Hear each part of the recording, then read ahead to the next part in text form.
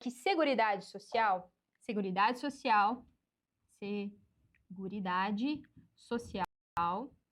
está previsto, a Seguridade Social está prevista, né, no artigo 194 da Constituição, no artigo 194 da Constituição Federal, certo?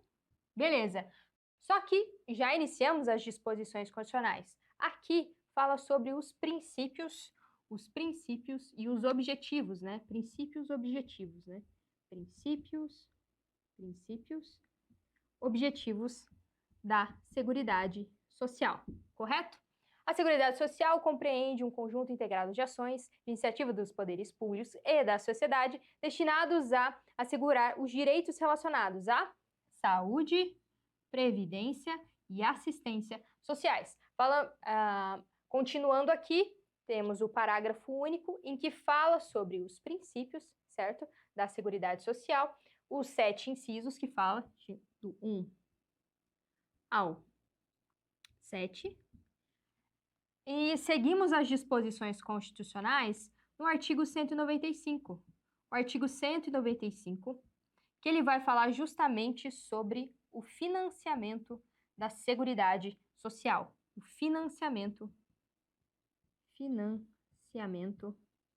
da Seguridade Social. Seguridade Social será financiada por toda a sociedade, de forma direta ou indireta, e também nas seguintes contribuições sociais. Eu vou primeiramente ler com você aqui o caput do 195, e daí a gente volta para o quadro de novo. Então, bora lá na tela. O artigo 195 da Constituição Federal fala que a Seguridade Social será financiada por toda a sociedade, é isso mesmo, de forma direta e indireta, nos termos da lei, mediante recursos provenientes dos orçamentos da União, dos estados, do Distrito Federal e dos municípios e das seguintes contribuições sociais. Eu quero que você escreva no seu material, destaque no seu material, que é por toda a sociedade, direta e indiretamente, mediante recursos provenientes dos orçamentos da União, estados, Distrito Federal e dos municípios. Fer, é para riscar o artigo inteiro? É basicamente isso, porque daqui podem sair duas questões. Esse artigo aqui é um clássico de cair em provas sobre a Previdência Social. Feito isso, então, bora para o quadro. Falamos então sobre o financiamento da Seguridade Social. Financiamento da Seguridade Social. E o artigo 195, ele prevê as contribuições sociais, certo? Ele faz a previsão das contribuições sociais. Nós temos aqui 4 incisos, certo? 4 incisos. O primeiro, o inciso 1, ele vai falar sobre o empregador e as entidades a elas equiparados, certo? São os 3 E's aqui, são os 3 E's. E incidem sobre 4 lugares, de 4 formas. Incidem sobre, de 4 formas. A linha A, é assim que chama a linha A, a linha B e a linha C. Então, do empregador, basicamente aqui, do empregador, ele vai incidir sobre folha de salário,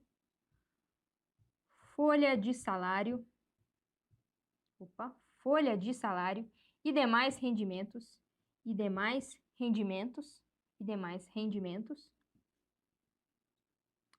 na linha A. Na linha B, ela vai incidir sobre receita ou faturamento.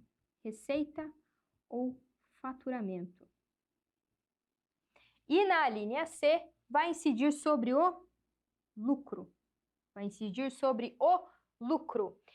Só uma coisa que eu quero retomar com você. Lembra que no artigo 194, no parágrafo único, quando ele fala dos objetivos, um dos objetivos é justamente a diversidade na base de financiamento, que foi um inciso que teve alteração pela Emenda Constitucional 103, identificando-se, então, as rubricas específicas de cada matéria. E o que eu quero te dizer é o seguinte: o artigo 195 é uma parte da materialização da diversidade na base de financiamento. Porque você vai ver e vai ficar bem claro que não é só o trabalhador que contribui para a Seguridade Social, dentro dela da Previdência Social. Existe todo um sistema de financiamento da Seguridade Social justamente para garantir a diversidade na base de financiamento, tá bem? Então, começamos o inciso 1 falando do empregador, incide sobre dessas 3 formas, tá bem? Folha de salário e demais rendimentos, receita ou faturamento e lucro. Folha de salário e demais rendimentos, essa aqui é a cota patronal. Cota patronal. Tá bem? A linha B fala receita e faturamento, PIS e COFINS. PIS, COFINS.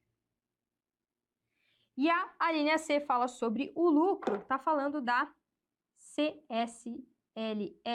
CSLL. É assim que funciona no inciso 1 para o empregador. Vamos então para o inciso 2, quando você vai verificará que existe o segurado, né, o trabalhador. Então, no inciso 2, ele vai falar do trabalhador. Trabalhador. Só que ele não acaba aí no trabalhador. Ele fala e demais segurados. Demais segurados. Certo? E demais segurados. Por quê? Ele está incluindo aqui... Quem que ele está incluindo aqui? Ele está incluindo aqui também o trabalhador facultativo. Quando eu falo sobre universalidade da cobertura e do atendimento, mais especificamente do atendimento, universalidade do atendimento, eu me refiro à clientela. Caráter subjetivo, você bem lembra, está relacionado aos segurados. Quando eu coloco o segurado facultativo também nesse abraço da Previdência Social, eu incluo alguém que não tem atividade remunerada. Eu incluo essa pessoa no sistema previdenciário por meio da contribuição social. Feito? Então, a universalidade, ela abraça para além da galera que exerce atividade remunerada. Então, trabalhador e demais segurados. Eu tenho um inciso 3, que ele vai falar do inciso 3. Ele vai falar sobre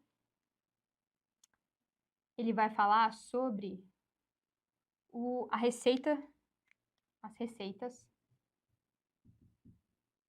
dos concursos prognósticos. Concursos prognósticos. Prognósticos. Que são, na verdade, prognósticos. Concurso de prognósticos, por exemplo, é a Mega Sena. Sim, uma parte da receita da Mega Sena vai para a Seguridade Social? Exatamente isso. Isso é diversificar a base de financiamento. Rolês que não são diretamente ligados à Seguridade Social, mas que contribuem para a Seguridade Social. A receita de concurso de prognósticos entra nas contribuições sociais da Seguridade Social. E no inciso 4, nós temos aqui no inciso 4, o importador. O importador de bens e serviços do exterior, bens e serviços do exterior e os equiparados. Equiparados. Então, de incisos aqui, no artigo 195 das contribuições sociais expressas no artigo, nós temos esse quarteto aqui. Nós temos o quarteto, temos o empregador, temos o trabalhador, receita de concurso e prognósticos e o importador de bens e serviços do exterior. É isso que está previsto lá no artigo 195, quando ele fala sobre contribuições sociais. Seguimos então. No inciso 2, aqui na tela, eu vou enfatizar o seguinte para você. Eu falei do trabalhador e dos demais segurados da Previdência Social, certo? Quando ele fala aqui, que teve essa alteração, você pode bem ver aqui na Emenda Constitucional 103, que é a reforma da Previdência, existe aqui, ó, podendo ser adotadas alíquotas progressivas de acordo com o valor do salário de contribuição, não incidindo contribuição sobre aposentadoria, pensão concedidas pelo regime geral de previdência social. Este inciso aqui é importantíssimo que você decore, que você memorize. Mas qual que é a sacada dele? Eu coloco trabalhadores e segurados, nesta fala eu incluo a galera que trabalha, que exerce atividade econômica. E Fer, por que você enfatiza tanto o exercício da atividade econômica? Porque o exercício da atividade econômica, o exercício da atividade econômica é o fato gerador é o fato gerador do tributo, contribuição social previdenciária. Fer, você falou tributareza aqui praticamente, é exatamente isso. Eu usei expressões tributárias dentro do direito previdenciário, porque toda vez que a gente fala de custeio, de financiamento da Previdência Social, a gente entra numa parte tributária da Previdência. O que eu quero dizer com isso? O fato gerador é bem literalmente o que é? É um fato, o exercício da atividade econômica é um fato, certo? Você exercer uma atividade, um trabalho, você trabalhar e receber por isso é um fato. E ele gera, por que ele é um fato gerador? Porque este exercício de atividade econômica,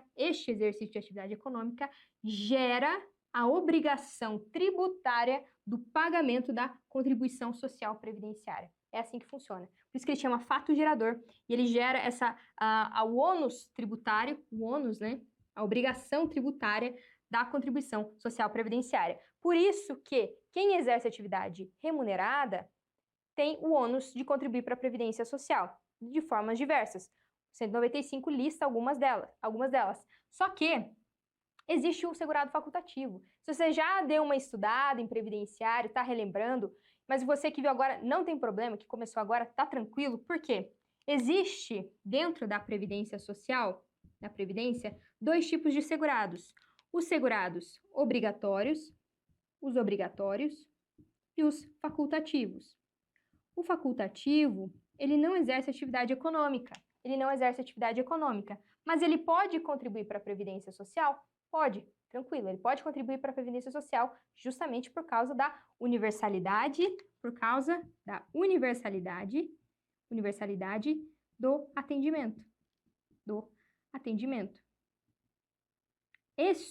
Esta é a justificativa para que o facultativo participe do caráter contributivo da Previdência Social. É assim que funciona.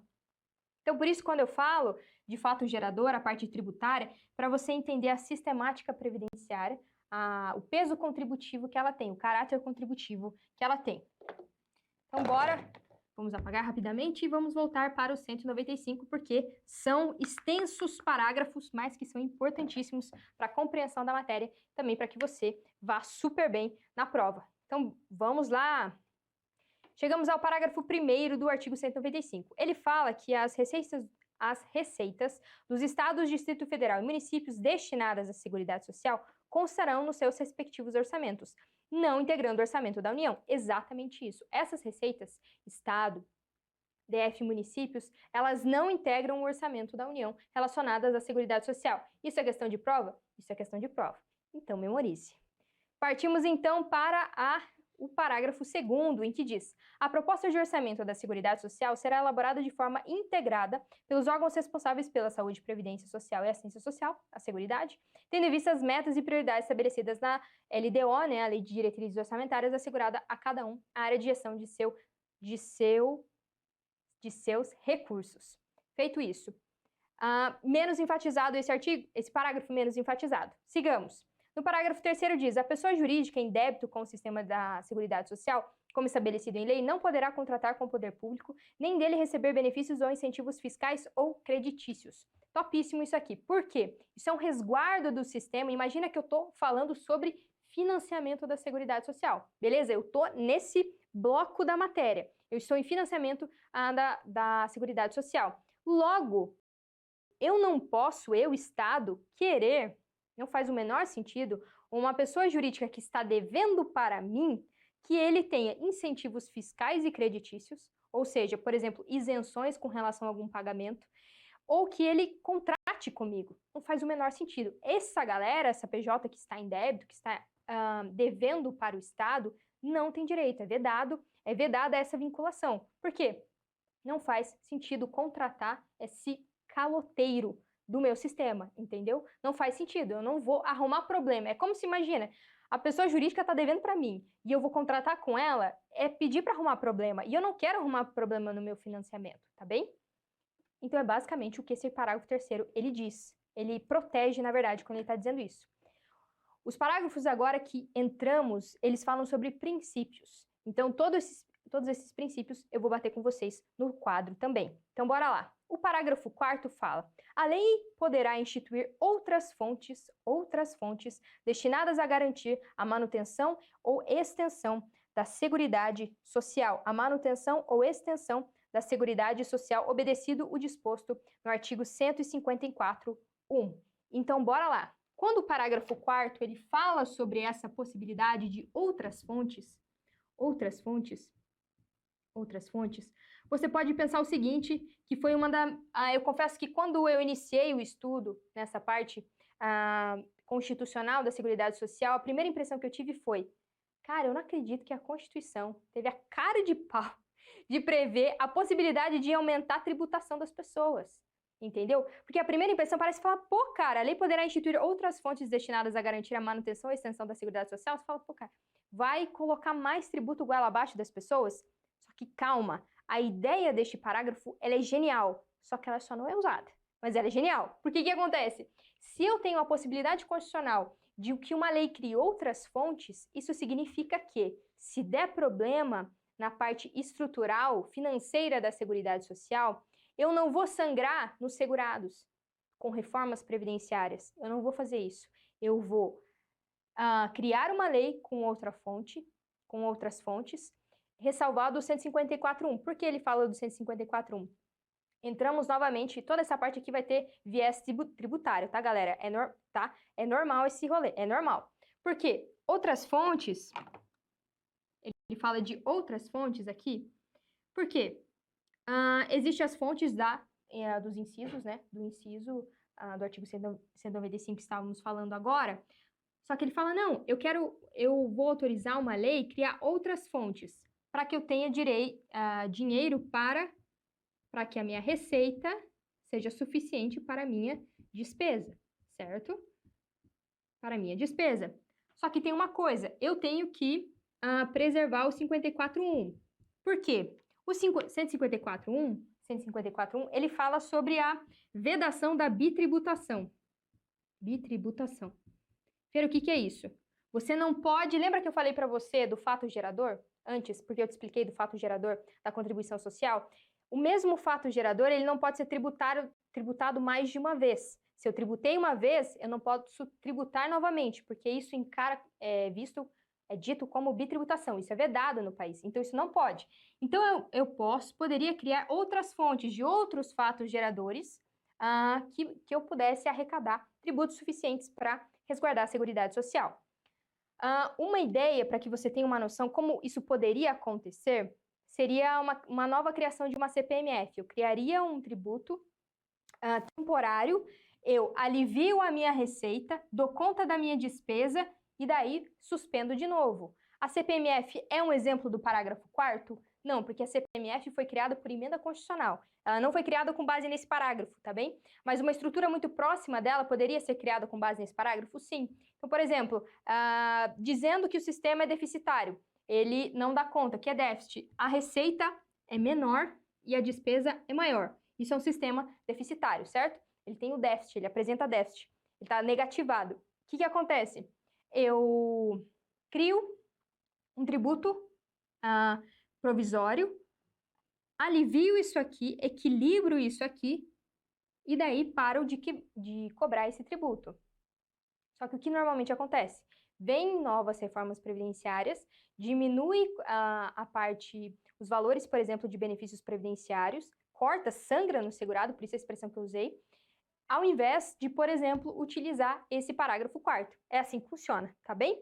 Então, é uma ideia genial para garantia da proteção social? É uma ideia genial. Ela só não é utilizada.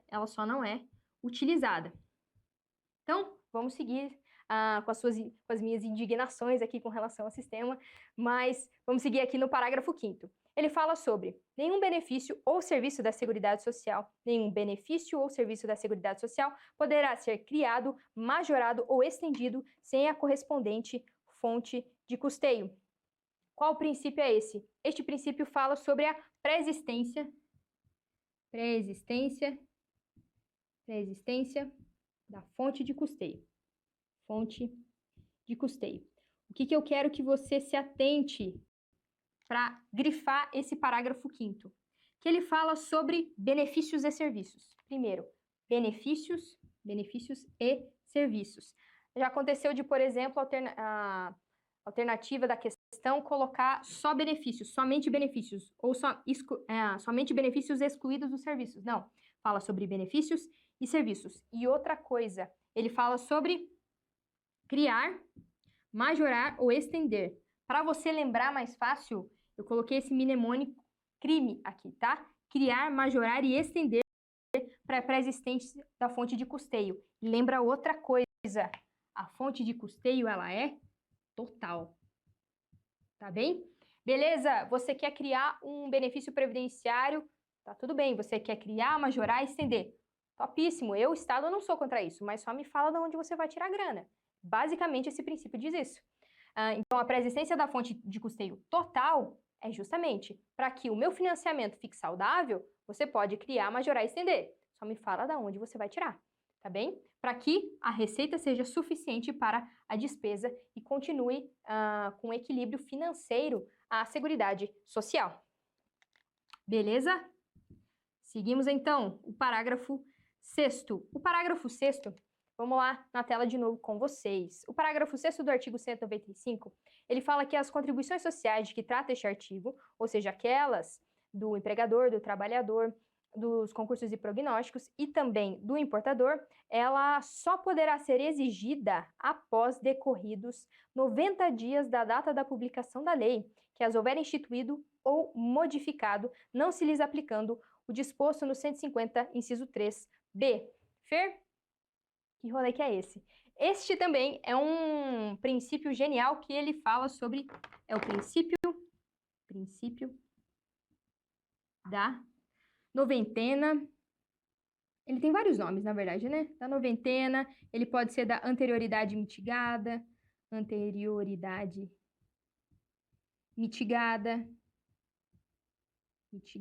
enfim, ele tem vários sinônimos, mas basicamente o que ele quer dizer? Olha, você quer instituir e modificar a parte... você quer instituir ou modificar as contribuições sociais? Beleza. Instituir ou modificar? Ok. Mas você só pode cobrar após dos contribuintes após 90 dias da data da publicação. E vê que ele fala sobre instituir e modificar, né? Fala sobre instituir e modificar, certo? Instituir e modificar. Lembra que a emenda constitucional, caso você já tenha estudado, ou se você está chegando agora, basicamente é o seguinte, a emenda constitucional 103 de 2019, então vamos lá para a emenda constitucional 103. O que ela fez? Uma das coisas que ela alterou. A emenda constitucional 103 de 2019, ela alterou as alíquotas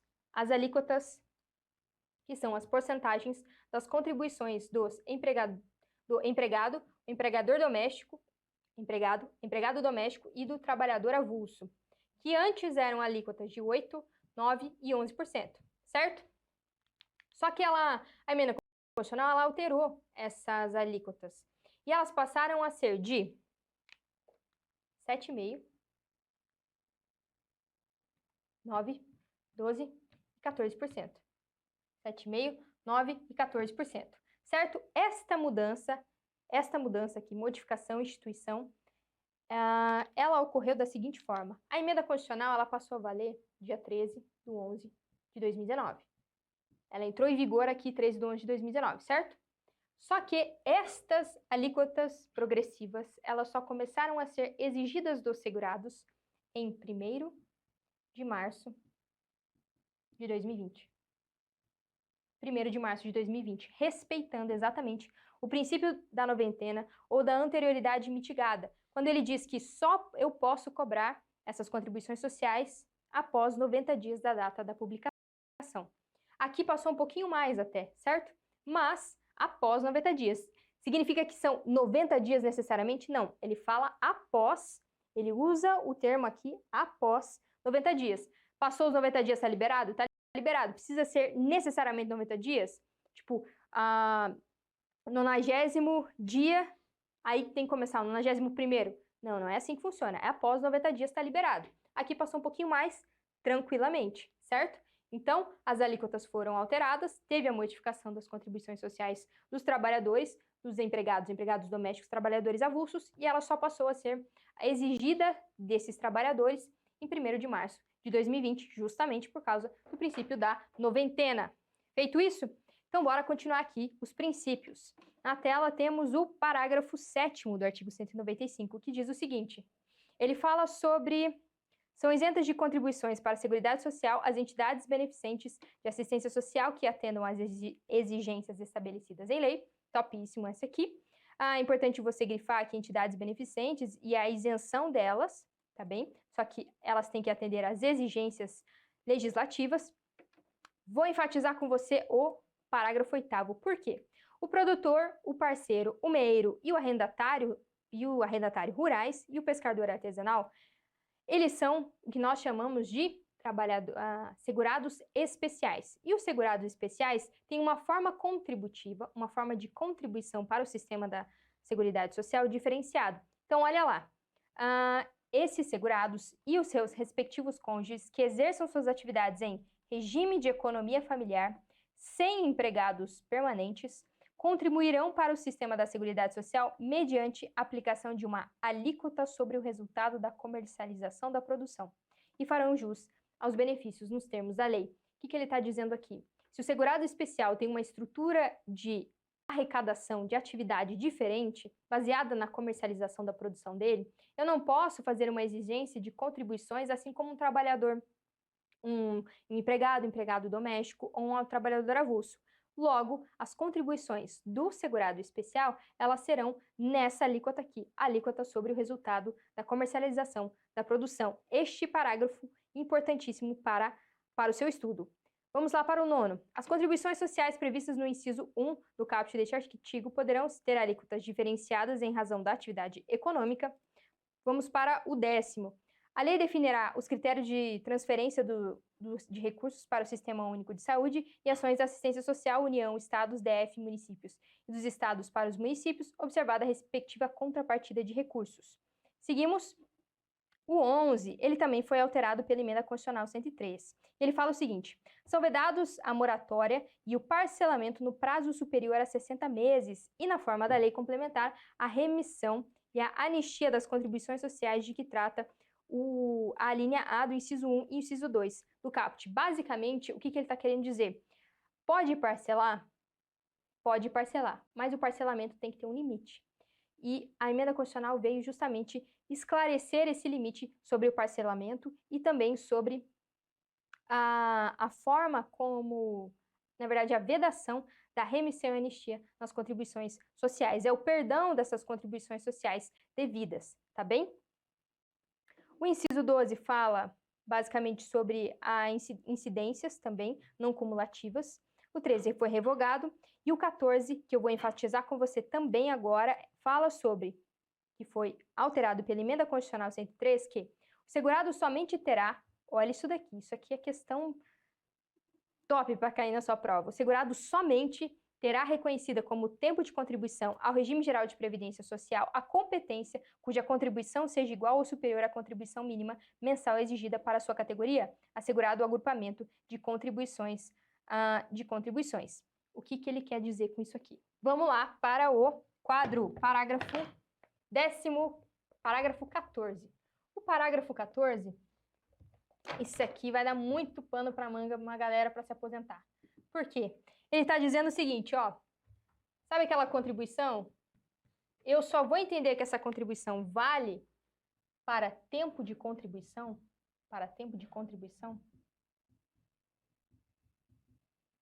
quando a competência, o que ele quer dizer com competência? Mês. Essa é uma terminologia que a gente usa dentro de previdenciário. Quando fala competência, ele está se referindo ao mês. Quando esse mês ele é pago igual ou superior ao mínimo, aí eu vou entender esse mês, eu vou calcular esse mês para tempo de contribuição. É assim que funciona, tá bem? A Emenda Constitucional, ela veio com essa diferenciação porque antes não tinha isso. Mesmo que um mês fosse pago abaixo do mínimo, esse mês seria considerado tranquilamente para tempo de contribuição. A emenda constitucional veio falar, não, esse mês aqui, se ele não for igual ou superior ao mínimo, eu não vou entender isso aqui como tempo de contribuição, eu não vou contar essa competência, esse mês aqui, para tempo de contribuição, tá bem?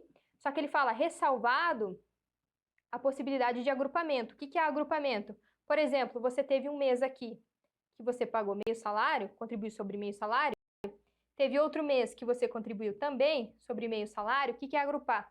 É somar esses dois e isso aqui ser entendido como um mês, um tempo de contribuição.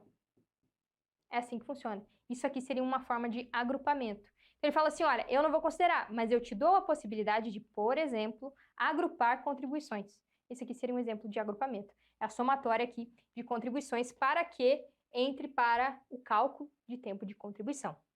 Feito? Seguimos então, vamos voltar à Constituição Federal. Bom, entramos agora em saúde. Falaremos sobre até o artigo 200. Então, o que acontece? Primeiro, 194 fala sobre princípios, 195 fala financiamento da Seguridade Social, 196 entra em saúde. Então, bora lá. A saúde é um direito de todos. A saúde é um direito de todos e dever do Estado. Lembra dessa sequência? Porque era um direito de todos, mas era um dever do Estado. Existem exercícios, por exemplo, que trocam isso? Falam que é um dever de todos e um direito do Estado? Fazem essas confusões? Existe. Então, presta atenção nessa ritmada aqui do artigo. Ele fala, saúde é um direito de todos, é um direito de todos e é um dever do Estado. Garantido mediante políticas sociais e econômicas que visem a redução do risco de doença e de outros agravos e ao acesso universal e igualitário, às ações e serviços para promoção, proteção e recuperação. Qual que é a sua grande sacada sobre saúde? A sua grande sacada sobre saúde dentro de Seguridade Social é que ela é direito de todos e dever do Estado, certo? Então, vamos lá. Saúde. Saúde, ela é direito de todos e dever do Estado. Dever do Estado. Isso significa o quê? A universalidade da cobertura e do atendimento lá do artigo 194, parágrafo único, inciso 1, quando ela bate em saúde, ela está falando o quê? A saúde, ela entra com força, porque a saúde ela é universal. A saúde, ela é universal. Ela tem esse caráter universal. Ela não é contributiva. Ela não é contributiva. Contributiva. E o acesso, como fala o artigo 196, o acesso igualitário. Igualitário. São informações necessárias que você tenha sobre a saúde. É um direito de todos e dever do Estado. Ela é universal, ela não é contributiva e o acesso é igualitário. Isso inclui, por exemplo, estrangeiros serem atendidos pelo SUS, que faz parte do Sistema Único de Saúde, faz parte do sistema... O SUS faz parte da saúde, que faz parte da Seguridade Social. Isso aqui inclui, por exemplo, os estrangeiros? Inclui os estrangeiros, beleza? Até acontece, por exemplo, em cidades que são vizinhas de países aqui, enfim, nosso Brasil gigantesco, né? Somos vizinhos de vários estados, quando eu digo aqui nações, né? Estados, nações, vários países diferentes. Então, cidades que, por exemplo, no Brasil tem hospital, na cidade que não vizinha, que é de outro estado, não tem hospital, e essas pessoas acabam vindo para o estado, acabam, às vezes, inflando o sistema, o SUS, só que o SUS, ele atende essas pessoas, tá bem? Isso é uma crítica ao entendimento estrangeiro? De maneira nenhuma, eu só estou dizendo que é um assunto de saúde pública, de estrutura, de administração que acaba acontecendo, por exemplo, em cidades que são fronteiriças, né? Tem fronteira seca, principalmente, com outras cidades de outros estados, de outros países. Estou repetindo estados aqui, pode confundir vocês, né? Quando eu falo estado aqui, eu estou falando estado-nação. Então, de outros países. Então, isso acontece. Então, a saúde, ela pode Inclusive, ela atende aos estrangeiros? Atende aos nacionais, nós, brasileiros, e aos estrangeiros. E aos estrangeiros. Feito? Beleza? Então, bora lá. O artigo 197, ele vai falar o seguinte: são de relevância pública as ações e serviços de saúde, cabendo ao poder público dispor nos termos da lei sobre sua regulação, fiscalização e controle, devendo sua execução ser feita diretamente ou através de terceiros. Também pessoa jurídica, a pessoa física ou jurídica de direito privado. Você bem conhece, certamente conhece aí toda a rede de saúde privada que nós temos aqui no Brasil. Então, existe uma autorização constitucional. O SUS, ele não vai abraçar tudo, ele não é onipresente no Brasil, então ele não é o único sistema de saúde que nós temos. Nós temos o sistema público, o SUS, Sistema Único de Saúde, e nós temos também a abertura constitucional para que o direito privado também administre essa parte, tá bem? Para que também tenha instituições de saúde. Você possivelmente tenha um plano de saúde ou conhece alguém que tem um plano de saúde, justamente porque acaba que, na prática, o SUS ele não tem a força financeira, administrativa para dar conta, enfim, do país inteiro, né? Lembram sempre que o Brasil ele é um país de extensão continental, né? O nosso país é gigantesco. Então, continuando aqui, o 198, as ações e serviços públicos de saúde integram uma rede, isso aqui, ó, rede regionalizada e hierarquizada, guarde isso no seu caderno, destaque isso no seu caderno, constituem um sistema único, organizado de acordo com as seguintes diretrizes. Então, nas diretrizes aqui da saúde, nós temos 3 diretrizes, temos os incisos aqui. Então, bora lá. O inciso 1 fala sobre descentralização, com direção única em cada esfera de governo. Isso cai em prova? Isso cai em prova. Inclusive para confundir a parte de assistência, previdência e saúde, porque elas têm estruturas internas distintas muitas vezes. E nessa parte, ele fala o quê? Sobre descentralização com direção única em cada esfera de governo, falando da saúde.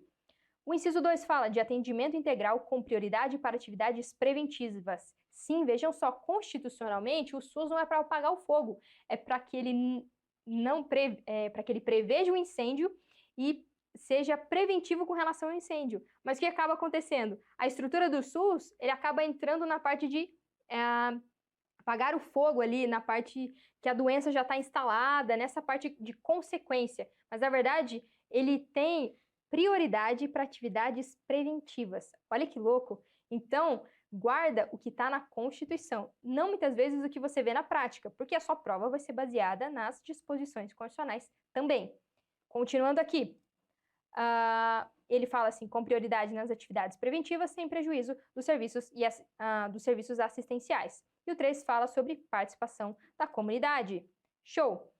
O parágrafo 1º fala sobre o SUS, que será financiado nos termos do 195, que a gente falou, com recursos do orçamento. O artigo 195 prevê ali os seus incisos. O parágrafo 2º fala sobre a União, Estados e o DF aplicarão anualmente em ações e serviços públicos recursos mínimos derivados da aplicação de percentuais calculados sobre. Guarda este 15% aqui, tá? Por quê, ó?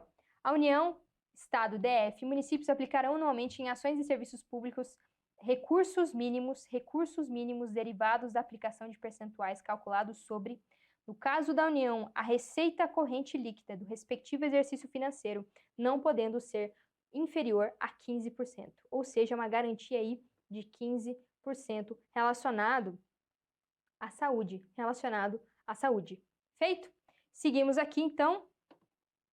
A lei complementar também será reavaliada, pelo menos a cada 5 anos, mas o foco, na verdade, de numérico aqui é mais dos 15% aqui, do inciso 1 aqui.